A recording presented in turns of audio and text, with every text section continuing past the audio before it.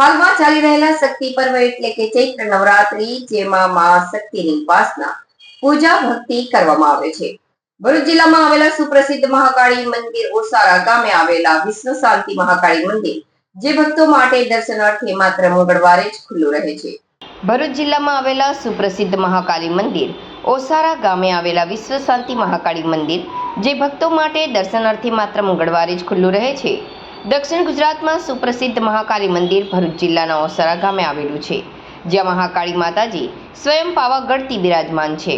આ મંદિર મહિનામાં માત્ર મંગળવારે જ ભક્તો માટે દર્શનાર્થે ખુલ્લું રહે છે. હાલમાં ચૈત્ર નવરાત્રી દરમિયાન મંગળવારે વહેલી સવારથી જ ભક્તોની દર્શન માટે લાંબી લાઈનો જોવા મળી હતી. વાહનોની લાંબી લાઈનો રોડની બાજુમાં અને પાર્કિંગમાં જોવા મળી હતી.